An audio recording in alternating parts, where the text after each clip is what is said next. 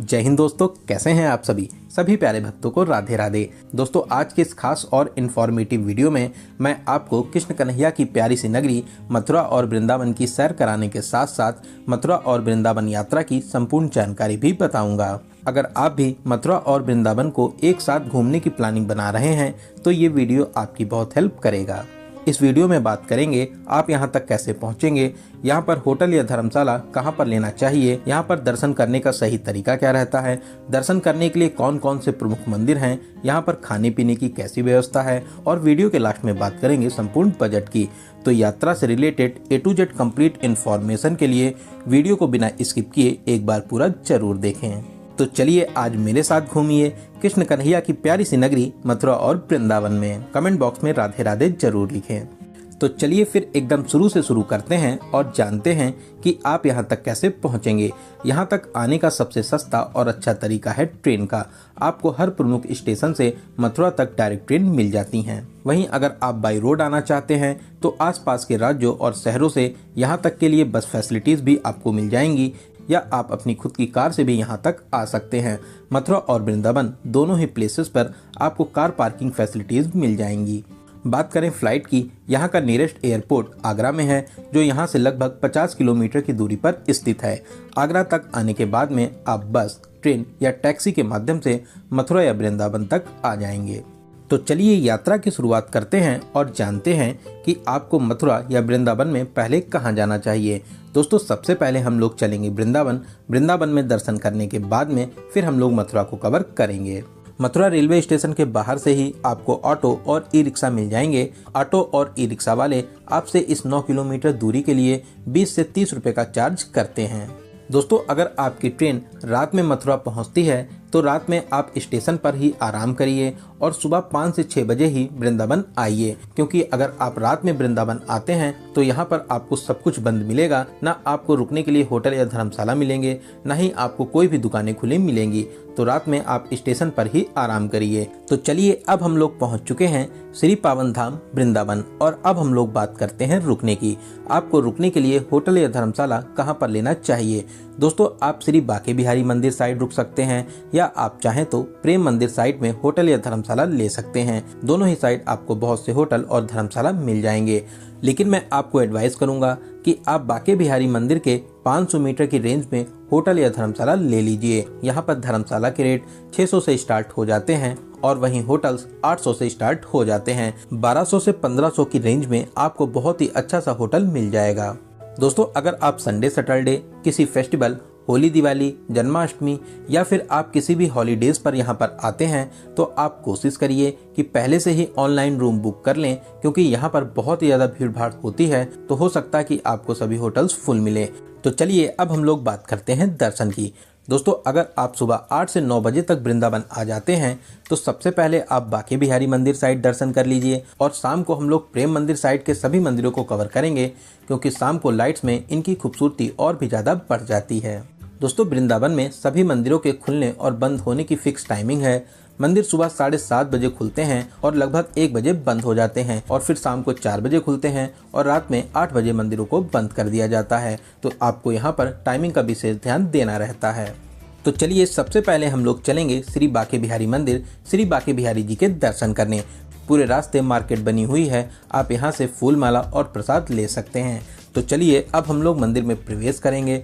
सामने ही आपको श्री बांके बिहारी जी के बहुत ही अद्भुत और प्यारे से दर्शन प्राप्त हो जाएंगे। श्री बांके बिहारी जी के दर्शन कर आपके नेत्र भर आएंगे। बांके बिहारी जी की बहुत ही प्यारी और मनमोहक छवि है, इसको देखकर आप दीवाने हो जाएंगे। दोस्तों, बहुत ही अद्भुत और अलौकिक दरबार है, आप यहाँ पर दर्शन करने जरूर आइए। श्री बांके बिहारी आपकी सभी मनोकामनाओं को जरूर पूरा करेंगे। तो यहाँ पर दर्शन करने के बाद में अब हम लोग चलेंगे वृंदावन के और प्रमुख मंदिरों में दर्शन करने। दोस्तों, ऐसे तो वृंदावन में 5000 से भी ज्यादा अधिक मंदिर हैं, लेकिन जो सबसे प्रमुख मंदिर हैं हम लोग उन सभी में दर्शन करेंगे। तो बांके बिहारी मार्ग पर ही मार्केट के एकदम लास्ट में श्री राधा बल्लभ जी मंदिर के लिए रास्ता जाता है। सीढ़ियाँ चढ़कर अब हम लोग चलेंगे श्री राधा बल्लभ जी के दर्शन करने। दोस्तों, ये मंदिर भी वृंदावन का बहुत ही अलौकिक और प्राचीन मंदिर है। यहाँ पर आप राधा बल्लभ जी के बहुत ही अद्भुत दर्शन को प्राप्त कर सकेंगे। आप यहाँ पर कुछ देर जरूर बैठें। यहाँ पर बैठकर आपको बहुत ही ज़्यादा शांति और सुकून मिलेगा। यहाँ पर दर्शन करने के बाद में अब हम लोग चलेंगे राधा दामोदर मंदिर में दर्शन करने के लिए।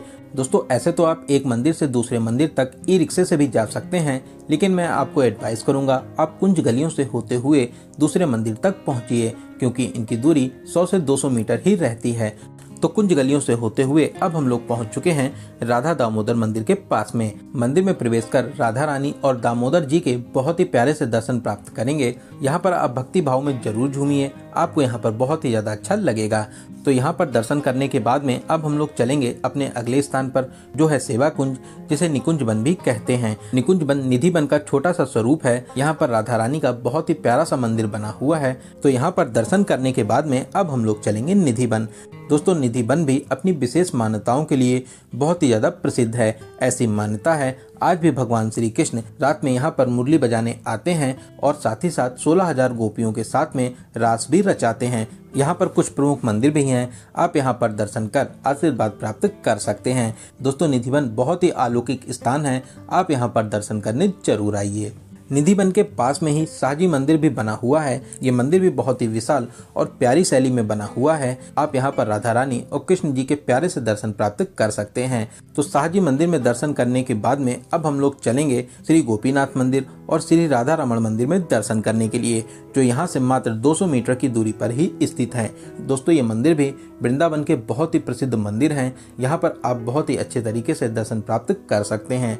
फिर यहाँ पर दर्शन करने के बाद में अब हम लोग चलेंगे कालीदे घाट, जो यहाँ से लगभग 100 मीटर की दूरी पर स्थित है। दोस्तों ये वही स्थान है जहाँ पर भगवान श्री कृष्ण ने कालिया नाग का वध किया था। सामने ही माँ यमुना की पावन धारा है, आप यहाँ पर स्नान कर सकते हैं, साथ ही साथ नौका विहार भी कर सकते हैं। यहाँ पर प्यारी प्यारी नाव में बैठकर बहुत से लोग नौका विहार करते हैं।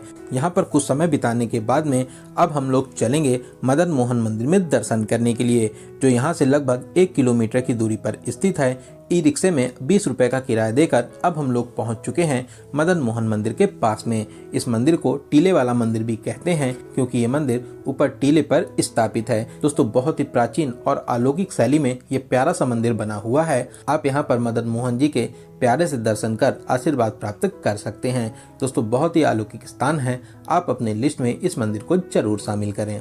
दोस्तों अगर आप सभी मंदिरों में थोड़ा थोड़ा टाइम देंगे तो आप बहुत ही आराम से 1 बजे तक सभी मंदिरों को कवर कर लेंगे।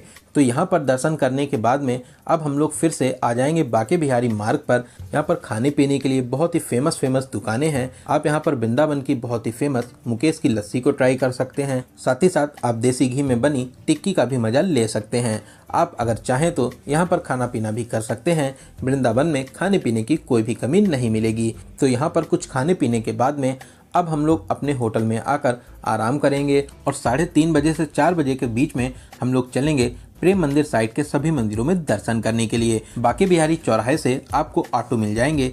30 से 40 रुपए का किराया देकर सबसे पहले हम लोग चलेंगे वैष्णो देवी धाम में माता रानी के दर्शन करने। दोस्तों बहुत ही प्यारा और विशाल मंदिर बना हुआ है। यहाँ पर माता रानी की विशाल प्रतिमा भी स्थापित है। यहाँ पर बहुत ही अच्छे तरीके से गुफाओं का स्वरूप दिया गया है।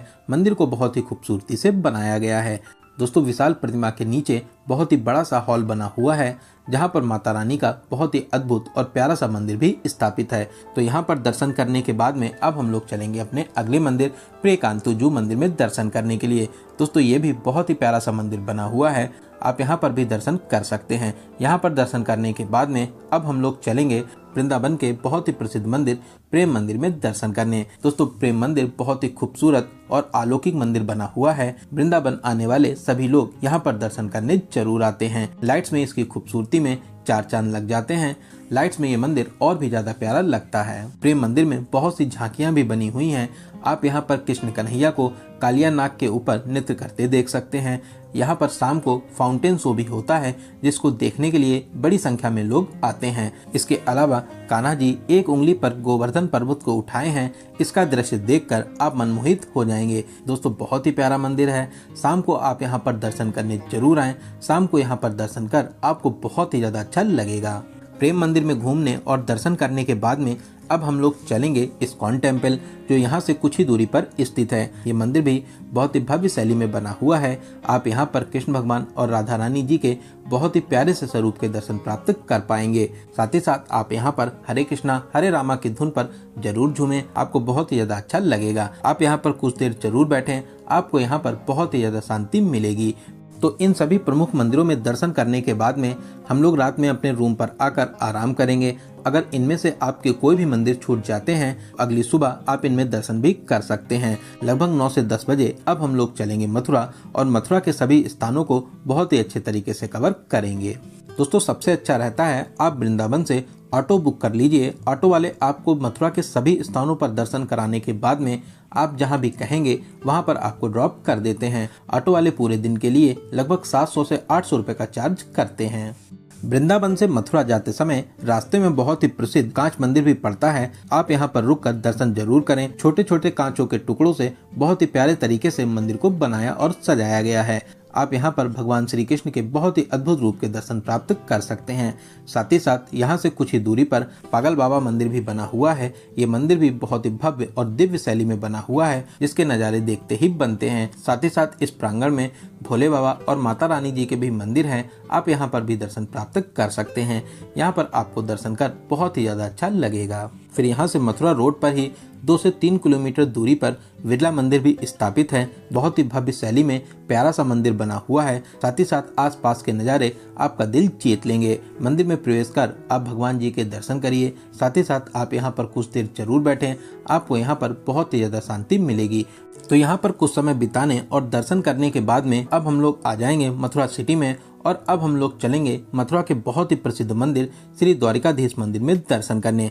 दोस्तों, ये मंदिर बहुत ही भव्य दिव्य और अलौकिक स्थान है। यहाँ पर दर्शन करने से आपको नई ऊर्जाएं मिलती हैं। लाइन में लगकर द्वारिकाधीश जी के बहुत ही अद्भुत रूप के दर्शन करेंगे। जिस तरह से मंदिर बहुत ही प्यारे प्यारे रंगों से बना हुआ है, भगवान श्री कृष्ण आपके जीवन को भी खुशियों के रंगों से जरूर भरेंगे। दोस्तों, बहुत ही अलौकिक स्थान है। आपको यहाँ पर दर्शन कर बहुत ही ज़्यादा शांति मिलेगी।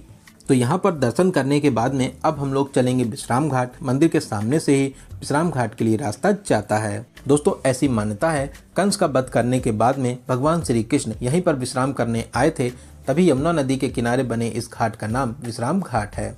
दोस्तों, ये बहुत ही प्राचीन और विशेष मान्यताओं वाला घाट है। यहाँ पर बहुत से मंदिर भी बने हुए हैं। आप यहाँ पर दर्शन कर सकते हैं। साथ ही साथ घाट के किनारे अगर आप कुछ पूजा पाठ कराना चाहते हैं तो आप यहाँ पर पूजा पाठ भी करा सकते हैं। आप अगर चाहें तो यहाँ पर आप माँ यमुना के पावन जल में नौका विहार भी कर सकते हैं। नाव वाले आपसे 200 से 300 रुपए का चार्ज करते हैं। साथ ही साथ आपको विश्राम घाट और यहाँ से जुड़ी सभी मान्यताओं और कहानियों को भी बताते हैं। आपको नौका विहार कर बहुत ही ज्यादा अच्छा लगेगा। इसके अलावा यहाँ से कुछ ही दूरी पर कंस टीला भी स्थित है। आप यहाँ पर भी जा सकते हैं। लगभग 150 सीढ़ियाँ चढ़कर आप ऊपर टीले पर आ जाएंगे। यहाँ पर मंदिर भी बना हुआ है जहाँ पर आप दर्शन कर सकते हैं। इस किले से आपको यमुना नदी और पूरे ही मथुरा के बहुत ही प्यारे से दर्शन मिलेंगे। तो आप अगर चाहें तो यहाँ पर भी घूमने आ सकते हैं। तो इन सभी स्थानों पर घूमने और दर्शन करने के बाद में अब हम लोग चलेंगे मथुरा के सबसे प्रमुख स्थान श्री कृष्ण जन्मभूमि, जहाँ पर जगत के पालनहार भगवान श्री कृष्ण जी का जन्म हुआ था। दोस्तों, ऐसे तो आप यहाँ पर दिन में भी दर्शन करने आ सकते हैं, लेकिन मैं आपको एडवाइस करूंगा कि आप यहाँ पर शाम को दर्शन करने आइए। ऐसे तो ये मंदिर बहुत ही खूबसूरत बना हुआ है, लेकिन लाइट्स में इसकी खूबसूरती में 4 चांद लग जाते हैं। दोस्तों, मंदिर परिसर के अंदर मोबाइल फोन, बैग, जूता चप्पल और कोई भी इलेक्ट्रॉनिक सामान ले जाना मना है। यहाँ पर लॉकर्स बने हुए हैं जहाँ पर आप अपना सारा सामान जमा करने के बाद में रसीद प्राप्त कर सकते हैं। लॉकर में सारा सामान जमा करने के बाद में मुख्य द्वार से प्रवेश कर आप अंदर आ जाएंगे। दोस्तों, बहुत ही दिव्य और भव्य प्रांगण बना हुआ है। आपको ऐसा लगेगा कि आप सच में स्वर्ग में आ गए हैं। यहाँ पर 7 से 8 छोटे बड़े मंदिर बने हुए हैं। आप यहाँ पर दर्शन करते हुए आगे बढ़ते रहें। और अब हम लोग आ जाएंगे जहाँ पर भगवान श्री कृष्ण जी का जन्म हुआ था। कारागार के स्वरूप में आज भी ये प्यारा सा मंदिर बना हुआ है। दोस्तों, यहाँ पर दर्शन कर खुशी से आपके नेत्र भर आएंगे। यहाँ पर दर्शन करने के बाद में फिर हम लोग और ऊपर आकर मुख्य मंदिर में प्रवेश करेंगे। दोस्तों, यहाँ पर कृष्ण भगवान और राधा रानी जी की बहुत ही विशाल छवि स्थापित है। आप यहाँ पर भगवान जी के दर्शन करें। साथ ही साथ कुछ समय आप यहाँ पर जरूर बैठिए। आपको यहाँ पर दर्शन कर बहुत ही ज़्यादा अच्छा लगेगा। तो इस प्यारे से मंदिर में दर्शन करने के बाद में अब हम लोग बाहर आकर लॉकर से अपना सारा सामान ले लेंगे। तो इन सभी स्थानों को कवर करने के बाद में आप अगर चाहें रात वाली ट्रेन से अपने घर के लिए वापसी भी कर सकते हैं। वहीं आप अगर यहाँ पर रुकना चाहते हैं तो मंदिर के सामने ही आपको बहुत से धर्मशाला और होटल मिल जाएंगे, आप यहाँ पर स्टे भी कर सकते हैं। तो चलिए दोस्तों, अब हम लोग बात करते हैं यहाँ पर आने का सबसे अच्छा समय कौन सा रहता है और आपको कितने दिनों का टूर प्लान बनाना चाहिए। दोस्तों, ऐसे तो पूरे ही साल ही मथुरा और वृंदावन में बहुत ही ज़्यादा भीड़ भाड़ होती है, specially Sunday Saturday, holidays, festival जैसे होली, दिवाली, जन्माष्टमी, रक्षाबंधन। इस टाइम पर तो यहाँ पर हर साल रिकॉर्ड तोड़ भीड़ होती है। वहीं अगर आप कम भीड़ भाड़ में दर्शन करना चाहते हैं तो आप इस टाइम को अवॉइड कर सकते हैं। तो चलिए अब हम लोग बात करते हैं सबसे ज़रूरी क्वेश्चन, बजट की। दोस्तों, मैं मान के चलता हूं कि आप कम से कम 2 या 3 लोग तो यहां पर दर्शन करने आएंगे ही आएंगे, क्योंकि 2 या 3 लोगों में आपका बजट बहुत ही अच्छे तरीके से डिवाइड हो जाता है। तो अगर आप 2 डेज और 1 नाइट का प्लान करते हैं तो आप मान के चलिए कि 2000 से 2500 प्लस ट्रेन टिकट पर पर्सन के बजट में बहुत ही अच्छे तरीके से इन दोनों प्लेसेस को कवर कर लेंगे।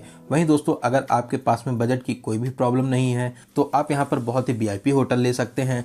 साथ ही साथ आप टैक्सी के माध्यम से पूरे ही यात्रा को कवर कर सकते हैं। तो दोस्तों, यहाँ पर मैंने आपको मथुरा और वृंदावन की हर एक छोटी बड़ी जानकारी को बहुत ही अच्छे और सही तरीके से बताने की पूरी कोशिश की है। अगर आपके फिर भी कोई क्वेश्चन रह जाते हैं तो आप हमें कमेंट के माध्यम से पूछ सकते हैं। बहुत ही जल्दी आपके कमेंट का रिप्लाई दिया जाएगा। दोस्तों, आप इस वीडियो को कहां से देख रहे हैं और आपको ये वीडियो कैसा लगा कमेंट बॉक्स में जरूर बताइएगा। अगर आपको ये वीडियो अच्छा लगा हो तो अपने एक लाइक से हमें मोटिवेट जरूर करें। साथ ही साथ अपने सभी फ्रेंड्स और रिलेटिव में जरूर से जरूर शेयर करें। और दोस्तों, अगर अभी तक आप अपने चैनल यात्रा मित्र से नहीं जुड़े हैं तो प्लीज़ चैनल को सब्सक्राइब कर हमसे जुड़ जाइए। साथ ही साथ बेल आइकन प्रेस करने के बाद में ऑल नोटिफिकेशन को जरूर क्लिक करें, जिससे भविष्य में आने वाले वीडियो आपको आसानी से मिल सकें। तो चलिए दोस्तों, अब मिलते हैं किसी ऐसे ही इन्फॉर्मेटिव वीडियो में। तब तक आप अपना और अपने परिवार का बहुत ज़्यादा ख्याल रखें। आपकी यात्रा सफल, सुगम और मंगलमय हो। जय हिंद, जय भारत।